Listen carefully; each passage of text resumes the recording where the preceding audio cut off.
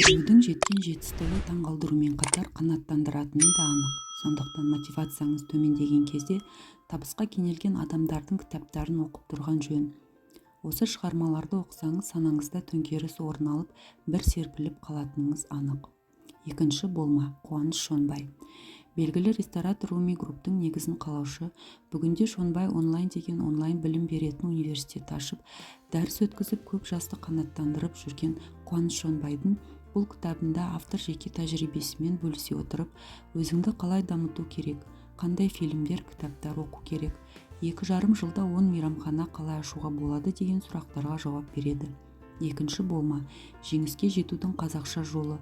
Ол қазақ тілді ортаның психологиясына ыңғайлы етіп жазылған кітап өзіңнің мықты тұсыңды анықтауға, өзіңді жеңуге және ақша тауып, жеке бренд қалыптастыру үшін әлеуметтік желінің күшін пайдалануға көмектеседі. Күнкөрістен кет, байлыққа жет. Бақытжан Бұхарбай. Саясаттанушы журналист Амал Букс баспасының жетекші Бақытжан Бұхарбай жазған бұл кітаптың басымдылығы қазақ кәсіпкерлерінің, соның ішінде Forbes тізіміндегі бизнесмендердің ең таңдаулы тәжірибесімен таныстыратындығында. Яғни бұл туындыны оқи отырып, сіз бір оқпен бірнеше қоянды атасыз.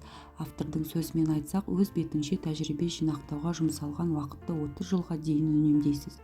Кітапта Шынар Бұғымбаева, Райымбек Баталов, Марғұлан Сесенбай, Арманжан Байтасов, Қайрат Құдайберген, Қуаныш Шонбай сынды бизнесмендердің тәжірибелі көрсетілген.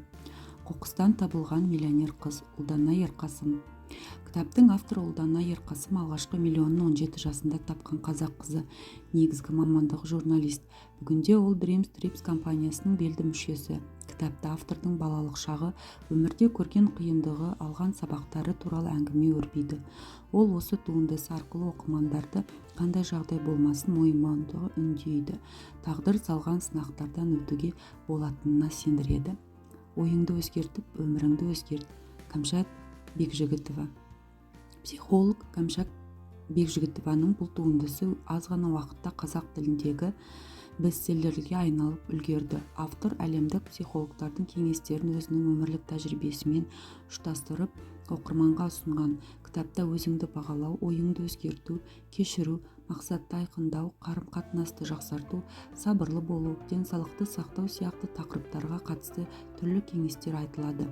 Сонымен қатар алған білімін жүзеге асырғысы келетіндерге ішінде арнайы практикалық тапсырмалар да бар. Қош бол қиындық. Назиля